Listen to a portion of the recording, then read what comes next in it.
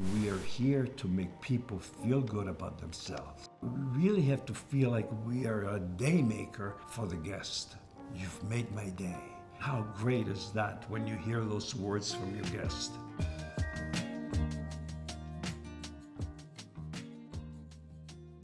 Hi, welcome to Daymakers Podcast. I'm excited because today we have the legendary Patrick Lewis. So we're going to speak with him and find out a little bit about your story. So thank you for having me. Appreciate it. Perfect. And then can you tell me about your journey in the beauty industry? How did you get to where you are today? It's kind of a long one, but I did not get into hair to do hair like at all. I'm from a small town in Minnesota, and I was like maybe a lot of other people. Like I didn't know really what I wanted to do. I just was going to college because I had nothing better to do. But at the end of the day, like my biggest thing, I just always wanted to use my hands. That was really just what it was about.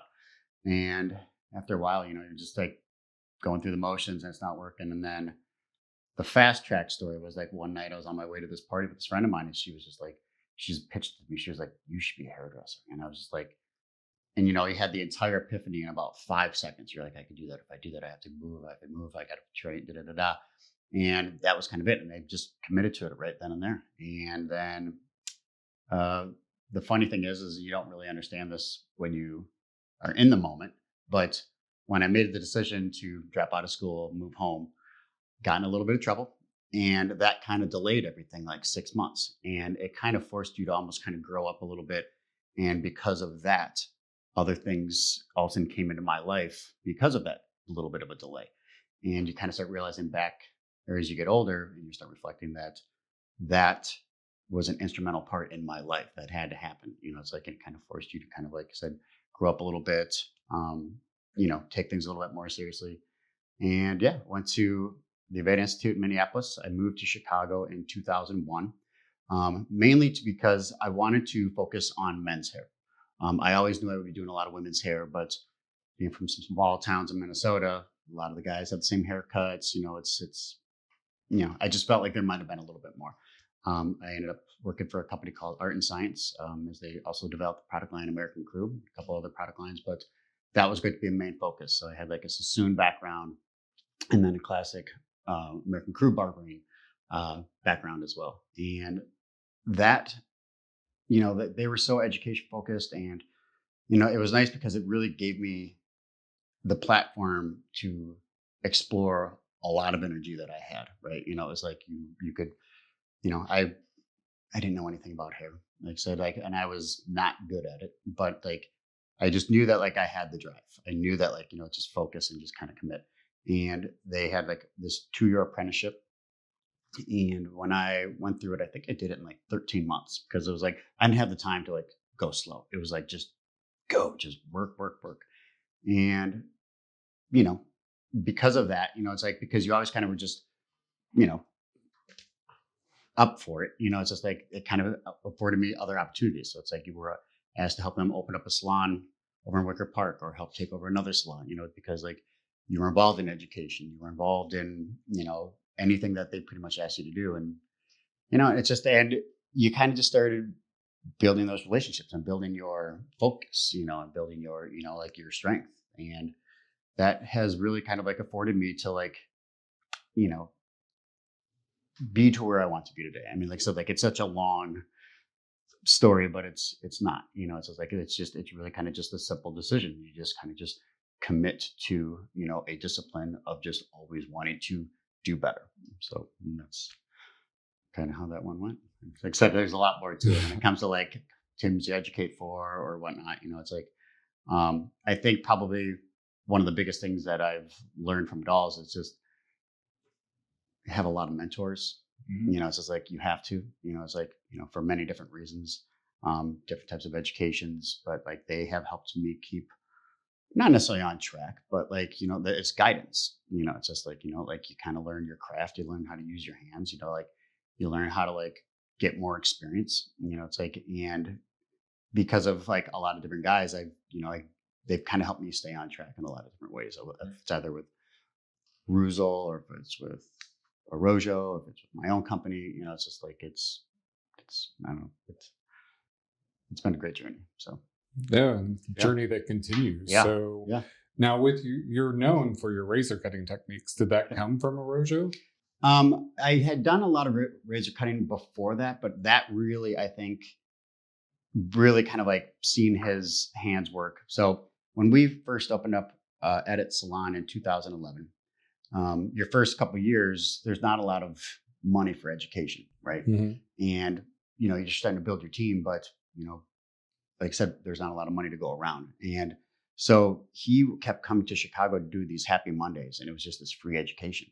And he would come in, and like it was just nice because it was all different salons, different owners and stylists, coming to see him maybe like 3 times a year. And it was nice because it's like you didn't have to have his product to be involved. Like that was the one thing that I really got away from it. It's like I was like, wow, this is my first time I'm really kind of connecting with a lot of different people in our industry. But when I would just see how he was kind of like working with the razor, I was like, that's special. Like that is a unique touch. Like that is, I don't know. I felt like I was watching like a master at work when I saw his hands, and it's like, and I've seen a lot of people do some really amazing razor work, but I've never seen that good. And I was just like, what? So because of that, like I was like, okay, like that's something I want to learn. And I will probably say, like, I love all aspects of cutting, either clipper cutting, using my shears, but razor cutting, I feel like there's a zen that can kind of come into play once you really kind of like get into that place. And it's like, there's just like, you're on the inside of hair, and there's like a pressure, there's a texture, you're either removing or you're not, it's like, and, there's just, I don't know, there's just a calm that kind of can come over me when I'm doing it. I mean, you get the same thing when you're doing like some clipper work and stuff like that, but like, there's just, I don't know. There's a touch that, takes a while to get. You're not going to just pick this thing up. It's like scissors. Like, yes, we've all learned how to use scissors when we were kids. Clippers, I can kind of, you can figure it out and shave somebody's head. But a razor, you're like, how am I using this? Especially one without a guard on it. It's like, because like if it's on it wrong, it almost won't cut it, or you're going to kind of chicken scratch it. But there's just so much stuff a razor you can do with it. And that's why I think it's probably been like my biggest passion. Right? So right. I know you've talked about your mentors, but I feel like watching you with a razor, you've become almost the mentor, and you have so many mentees underneath you. Yeah, it's it's interesting because you kind of wonder if that happens at times. It's like, like you have your mentors, and the next thing like you're, like a lot of people I've educated with over the years, and then you get to start cutting hair next to them, and then you kind of start seeing them paying a little attention to what you're doing, and you're like, wow, this is actually kind of a place I never really thought I would be in. It's like, but you do kind of find there's like all of a sudden a level of respect that comes up there. And it's it's great. So now I met you through Reuzel. So how did you get involved with Reuzel? So with Reuzel, so when I was with Art and Science, and they founded American Crew, and when I left, I truly can't really remember how much of a connection was still with American Crew with what I was doing. And anyways, but like when I left, it's like your first 2 years, you really couldn't do much education. You could teach your own staff, but like I really couldn't get out and spend money on it. But after the 2-year mark, you're like, okay, I finally have a little bit of time to kind of like start exploring what I would like to kind of get back into. Because I'd always taught for maybe like 8 years up until I opened the salon, and then 2 years is just, you're just all focused on your salon.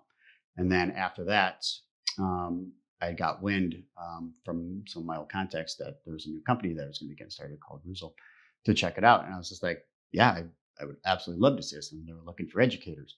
And then it was funny. They were like, okay, in order to become an educator, you have to make a video and submit it.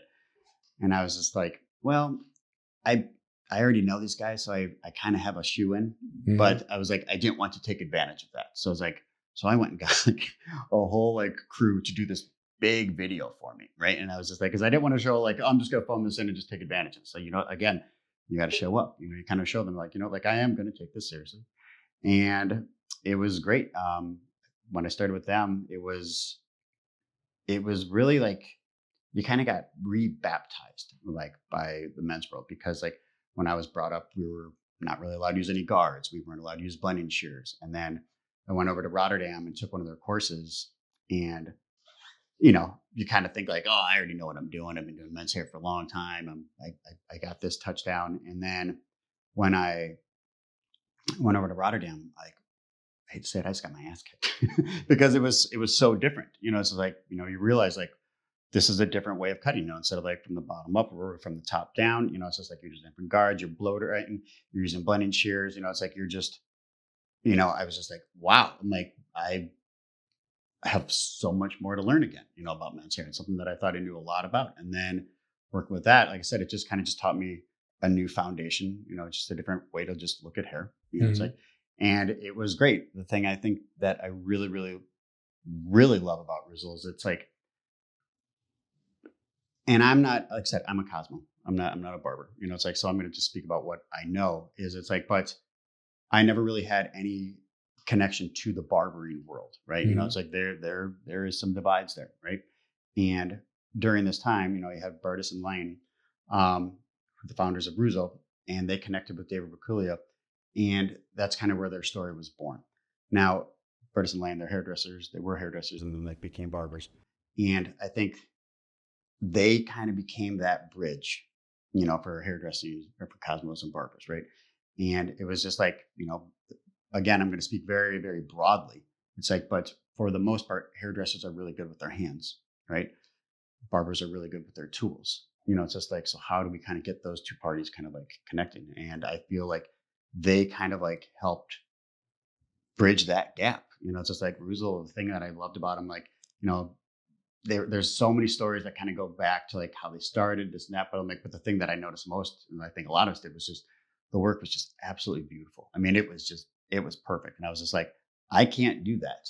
At least not yet. And it's like, but, but I think that they can help me get to that point. It's like, and then they have evolved, it started out with certain haircuts, only just a couple of products. And then like, you see like the evolution of the brand kind of come in like different classes. And it's been great because it's like, it's afforded me to just consistently, again, just teach and be in front of people. And you're doing that in other areas, but to be in front of barbers as well, or work with hairdressers, it's like, it's been great because like the more you teach, the better you get, the more different audiences you get in front of, again, the better you get, it's like, and it's not about me, but yeah, if I can get better, I will be a better educator. I'll have more experience, or I can explain it to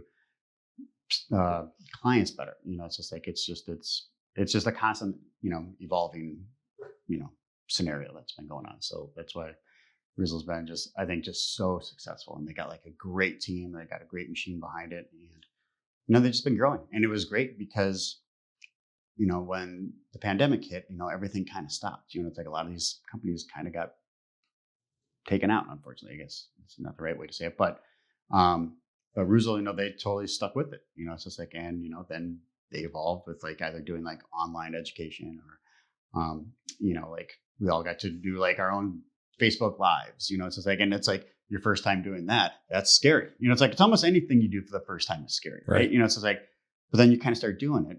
It's just like, it just kind of got easier. It's almost like, it's like doing hair, doing anything. It's like you're doing the things you hate. It's like, but if you just keep doing it so much, it starts becoming second nature. It's just like, and you just get comfortable. Now you can just kind of just get in front of people and just, just talk, about like your experience and like in your discipline and your craft and your mistakes. And I think like, it's all just kind of just, like I said, like that brand has really helped me, elevate my own game. It's like, so, and like I said, it's introduced me to a lot of great people. Like I said, like, barbering or a lot of men's hair is like, it's very linear, it's like, and it's made me that much better in women's hair, because it's like, it's additive and negative space. It's different balance, but at the end of the day, that is what hair is. It's just balance to me. So, all right. So, yeah. So, yeah. And the good thing is now it seems like we don't have to differentiate so much between women and men's haircuts because the trends seem to go both directions. Always. Which I enjoy. And the first time I met the guys at Reuzel was probably 8 years ago. Yeah. When they were first starting out. Yep. And one of the things that I loved that drew me to the product was that they were so transparent. Yeah. And they didn't take themselves seriously. Yep. Yeah. But then at the end of it, when they showed their craft, it was amazing to watch. Yeah. It was like magic. Yeah. It was. I totally agree with that. It's like you see like their little barbershop in Rotterdam. It would be like, these guys are having fun, da da da. But guys aren't waiting 9 hours a day just for a fun thing. Like they're like, no, man, I have got the best haircut I've ever had in my life. It's like, and it's obviously they came in at the right time when social media was around, when they could really kind of get that message out. And, like I think it was kind of lightning in a bottle. So, or in a puck. So when you've done demos at our schools, why do you think that's so important to have that kind of education come directly to the students?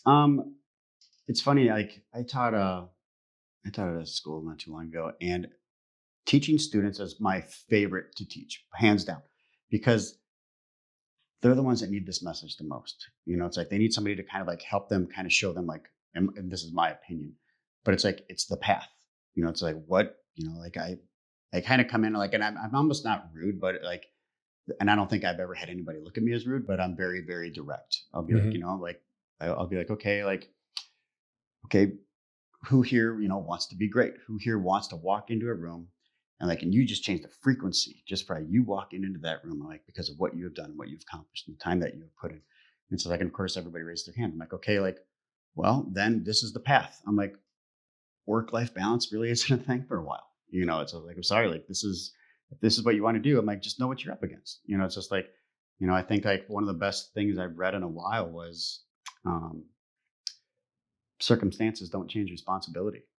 And it's just like, and it's such a real thing because everybody's got stuff going on, right? Nonstop. It's like, but I'm sorry, at the end of the day, like, you made that decision to like get into this industry to be great. It's just like, and if that means like you have to just go all in, just all focus, whatever it may be. And it's just like, that's what you have to do. And I think, like I said, like they want to hear that. They want to know, okay, like, well, it's just, am I just going to go be an apprentice? Da, da, da. It's like, it's not about that. It's about like, like just really just kind of committing to just what you want for yourself. And that's why I think like working with these students, like when you're done, you're always going to get like 30 students come up like, because they're just like, we want somebody like you to kind of help get us there. It's just like, and it's like, and it's, you kind of just leave them with it's not on you, it's in you. It's like, and I think they're like, yes, it's like, because, and they also need to hear things that are real. It's like a lot of students, they come out and again, I'm speaking broadly, but they'll might be like 90% of them are like, oh, I want to be my own boss. I want to be my own entrepreneur. And you're just kind of like, okay, I'm not here to like hurt that. I'm like, there's only one thing that every single great artist has in common, and it's discipline. I'm like, and that is what you have to get. You are not going to get that on your own. I promise you. It's just like, you're not going to get that by just watching a video. It's like, you need somebody there kind of like, nope, this is wrong. Your section's wrong. It's not clean. It's just like, not being rude. I'm just being clear. It's just like, and, sometimes you got to lift them up a little bit differently. It's like, and I think like the students are like, they will just sit there and just, they're all about it because they want that, like, but, they just need to know like, okay, like who's going to be the company that's going to help get me there. Right. So, and like I said, it's, it's, I would teach in front of students probably more than anything if I could, just because it's that important of a message for them to understand. They're hungry for it. Oh my God. I think that's the biggest part. Yeah. They are so hungry for it. It's just like, but the tricky thing is now is it's like, it's hard to be like a smaller salon versus like a lot of, I don't want to say like the hype of like the social media world. It's like, I get it. It's just like, but at the same point in time, it's like, I'm not here to sell a false idea. It's just like, I don't have money to just constantly just be like social media. It's like, like where I'm getting at with this is it's like education is getting harder to teach because like these bigger companies are not around anymore. Right. It's like, and that's like those big companies, like a company like this is great because it's like, there's a lot of resources there. It's like, whether you guys want to say it's good or bad, it doesn't matter. It's exposure to a lot of different platforms. It's like, you can either become an educator here. You can either come, in a spot. There's a lot of different things, it's just like, and each one has its own learning curve. But like, I personally would not be where I was if I was not with a big company that had a lot of exposure to a lot of different things. And those are not as much around as much anymore. Right. So it's like, it's smaller teams, it's like, and it's, it's harder to kind of keep, I don't want to say keep that together, but it's kind of the truth. Education, I think, is getting a little bit harder because like, back in the day, you could hire in abundance, right? Yep. It's like you could have like 20 assistants, and now you only have like one or two. And like you'll talk to people who are like, yeah, well, you don't know what it's like having 20. It's like, no, you don't know what it's like having two. Right. Because it's like now you're held hostage by one or two, and you can't, you need to keep them around because, it's like you can't just let people go and da-da-da-da. And there's another like group of people coming in. It's just like, no, it's like all your eggs are in one basket. It's like now, again, there's pros and cons to that. It's like the nice thing about that for me is it's like I can train somebody just literally one-on-one. It's just like, and that's powerful. It's just like that's a lot of time in. So like I said, like there's pros and cons to it all. Right. But so I agree with you that Reuzel does an amazing job with teaching to the students. Carrie Reuzel has been tremendous. Yeah. Partner for us, and that's one of the things we look for. Yeah. And I also agree that the students are a lot more hungry. Yeah. It's almost like I prefer going to a college basketball game over a professional basketball player. Yeah. Because it's a lot more exciting. But I still think we need that continuing education once we're licensed. Yep. Do you see that need being stronger? What do you feel is like the important reason to do that now that someone is licensed? My biggest mentor, I will say, is Nick Reuzel. And the stuff that I see him talk about is so like, it's constant. Like, and everybody would agree with that. Education is constant, right? But the thing that I've learned is like, once you get on the floor, it's just like, in my opinion, now your work's kind of just begun. Now it's like, okay, like you got out of college or whatever. Now like you got a job. It's like, what do you just, can you get a job? No, now it's like, now you got to prove it. It's like, and I truly take this to heart where it's like, like you're going to have days that you're going to do hair good. And you can have days that you're going to not do hair so good. But if you have a really strong technical background, it's like that makes those bad days good. And that is to consistently take education. It's just like, because there's always going to be things you're not going to be good at. It might be this type of texture or this type of tool. And it's like my thing when I was coming up was like, I never really cared for the fake it till you make it thing, to be honest. That's because it's like, there's too much of that now. It's just like, let's keep faking it till you make it. It's like, well, when are you going to make it? Right. It's just like, no, it's just like, if that haircut wasn't good, you can tell by that client if they were happy or not, it's just like, or if like, you got as much life out of that as you could, it's like, and if I was always like, I had a lot of fear. Like I said, I never touched hair before I got into this thing, it's just like, and then it was like, so the only thing that was going to get me out of that was just education and just kind of just keep trying and keep grinding. And anytime I knew I wasn't good at something, it's like, okay, that's my next thing I got to focus on. And that's my next thing I got to focus on. And that's my next thing. And there's just always like, there is always something to be focusing on. And, and then I feel like once you figured it out, you almost kind of start over again. You just kind of like, you're like, okay, like you need to relearn something, or you really need to like, or a new trend comes around, or I haven't, done like a really good kind of classic haircut this way in a while. Like go back to it. It's like, because, it's too big, to like, it's too big to, not keep up with. So, or new trends or whatever. So, yeah. So, well, most of our students, they get so excited. If you ask them what they want to do, they always say they want to open up their own salon. Yep. Now, your salon edits here in Chicago. Yep. What have you learned from opening up your salon? You gotta, it's funny. Like I heard somebody ask me, they're like, were you ever scared it was going to fail? And I never once had it. Like, not because of that, but it was like, I was with my business partner, and she always did the business side and I did, the hair side. But it was like simple things where it's like, okay, like if your budget is 5, it's 5. You don't go above that. It's just like, and I think a lot of people, want to have it all. And it's just like, like as soon as we had a bowl open, boom, open. It's just like we were selling product out of boxes. It's like, 'cause once that rent starts, it starts. And it's like, you have to stay committed to that part. It's like in the beginning, like I remember walking down the street and I'd see this beautiful salon open up and I'm like, so jealous. I was like, I still don't have a sign on my business. Right. And I see this new salon. It's like got this massive sign, got like these 15 chairs. It was just beautiful. And I'm walking by and I was just so jealous. And I was also like, this place is going to be closing a year. I was like, you have 2 hairdressers and you're paying on 15 chairs. It's like you got a $6,000 sign. I'm like, and you guys aren't even busy yet. It's just like, you have to kind of just slow down for a little bit, it's like, and kind of believe in yourself and kind of just know, like at the end of the day, like you got to work, it's just like, you got to just total commitment to it. And it's been a lot of fun. It's just like, I wanted to kind of know if I could do it, but it's like, I also knew like, yeah, I know I could do it, because it's like, one, you've already opened salons before, but the thing that I've learned, like when I talk to students or I talk to whoever, it's like, whatever you have done in the past, you are always that. So it's like, okay, like, so I'm a salon owner, right? That means I'm still, when I was an assistant, I was an assistant. When I became a stylist, I'm still an assistant. I'm still sweeping floors, still helping out. I'm a stylist.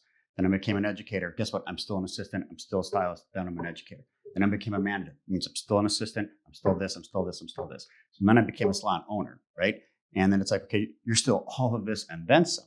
It's like when you get a lot of these people coming out of beauty school, like, oh, I want to be my own owner. It's like, you don't even know how to be this, or this. It's just like, so how are you going to just literally jump to that? I couldn't do that. It's like, I had to like learn all the lessons that I need to learn.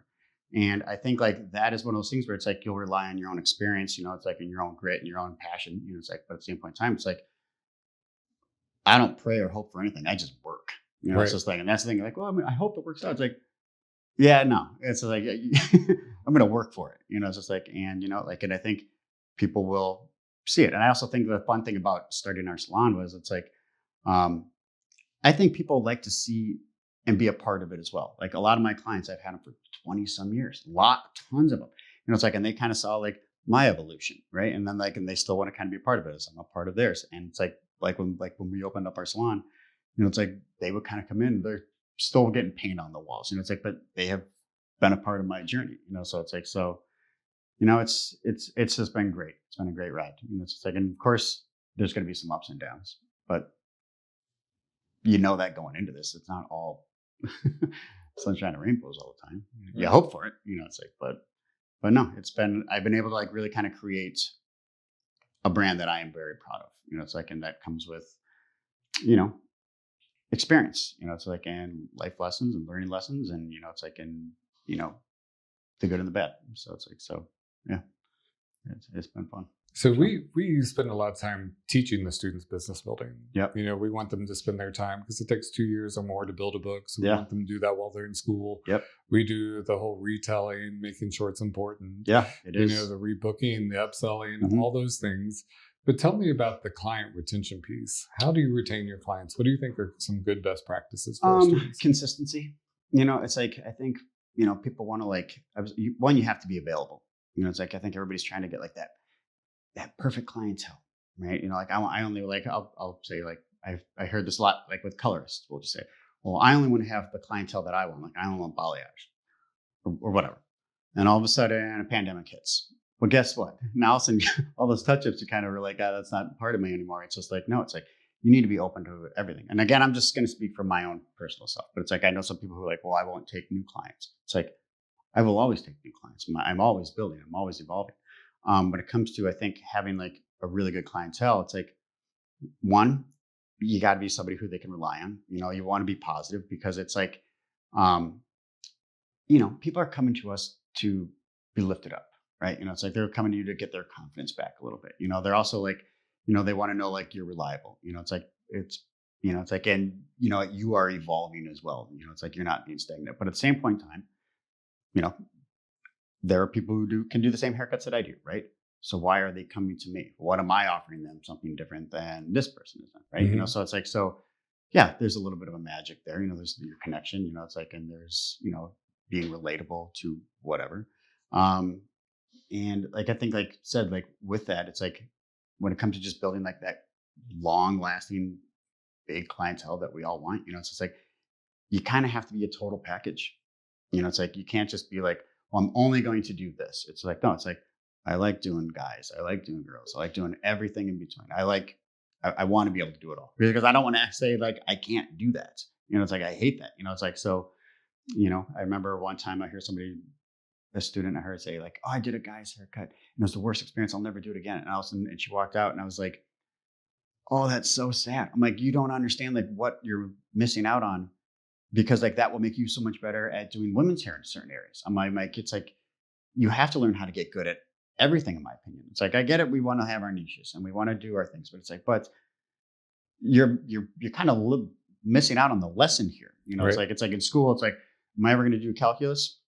Probably not, but it's going to help my brain kind of rewire a little bit differently so I can do all these other things and I can be a better critical thinker. It's the same thing with like learning how to use these tools all correctly. It's like I heard somebody say, like, I'm going to probably go off on a whim here, but like, I'm never thinning hair out ever. It's like when I hear people say, oh, I'm just going to thin hair out, I'll be like, in my opinion, that kind of shows me you don't really know exactly what you're talking about, because it's like, you're never just thinning hair out. There might be a bulk reduction, there might be support, there might be collapse. What are you actually doing? It's like learn your tools, learn your mechanics. And, it's like, I think, like I said, learning how to do all the tools and as many different haircuts as you can just makes you that much more lethal. It just makes you that much more just, demanding. It's like, so, yeah, I think like that's some of the biggest stuff. It's like, and like I said, not fake it till you make it. It's like, because that's only going to get you so far. And after a while, people are going to be like, yeah, I can probably go someplace else for better, or cheaper or whatever. So like, until you're giving them something that they can't get someplace else. Yeah. So. Yeah, I love that. Yeah. Especially the whole faking it before you make it. I agree with you. And I mean, to a point, I right. get it. It's like, but at some point in time, you got to leave that behind and you got to be like, no, I have put it in. It's just like, and it's like, and I have put the time in and the focus in, and that's yeah, you have to graduate to that point at some point in time. So I love it. Yeah. And so since this is the Daymaker podcast, Yeah. I have to ask you, Yeah. tell me a time when you realized that you were able to make someone's day. I suppose like it kind of goes both ways. It's like, because they make mine just as much as I make theirs. It's like when you can like, they're just as excited about you. It's like you could be doing somebody's hair for like 20 years and also like, oh, let's try something else. And you just see them just light up and you're just like, and you are too. Because like, oh my God, we just unlocked a whole new direction for you. It's just like, and it's nice because now it's like, there really isn't any rules anymore. There really isn't. If you're a certain age, you can't do this, you're doing this. No, it's everything's on the table. Like I said, as long as you know how to do it. Right. It's just like, and I think like, yeah, it's just like when you just get to kind of sit there and like have people come in and they're just excited to see you. It's like, and you're excited to see them. It's like, so many of my favorite clients, they're all certain age, right? Yeah. And they're just like, but I mean, the fact that they're still just, they come in and they just get excited and you're just like, like this opens me up. This makes me happy. So like this fulfills me. It's just like, and the fact that like I have a craft under me. My hands are formed in the way that I want them to be formed. It's just like, and they know that, and I know that, and I know what's going on in their lives, and it's just like, it's like that. I think is really kind of like what we both are looking for. Right. Like if we both get excited to see each other, it's just like that's what it's all about, and you get to kind of do that every single day. But again, it kind of goes back to just being positive. It's like I remember you work with some people who are like, I got negative clients. I'm like, it's on you. I'm like, once in a while, I get it. It's just like, right. Somebody's going to need to have, they're going to need to kind of just be down and da da da. But I'm like, but you have the opportunity to bring them up. That is why they are here. It's just like, so try it. It's like, so. You're exactly spot on. I think it's great, that we are in an industry where we get to make that kind of change in someone's life. Yeah. So tell me how you think that goes beyond them just sitting in their chair when you make their day that way. I think the fact that there's a few things that though, it's like one, how it makes their day is like, I'm a constant in their life. So it's like, they know, like, I'll back it up a little bit and kind of a different topic, but it's not, but it's like when it comes to selling retail, people are like, well, I don't want to be a salesman. I don't want to be this. It's like wrong. In my opinion, that's completely wrong. It's just like, they come to me because they know I'm responsible and I'm in charge of their hair to make them feel confident and successful. That's what this is. You are that bridge. Right. It's just like when people are like, well, I don't want to do this. It's like, they're going to get it somewhere. It's just like, your job is to just educate them. You're not throwing the kitchen sink at them.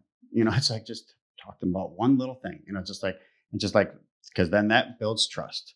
That lets them know that like he's going to help me get to where I want to be. It's like, if they want my hair wants to be this way, he can do it for me. It's like, and he's going to show me how to do it and be successful with it. Every one of them pre-books, because it takes a couple months to get in.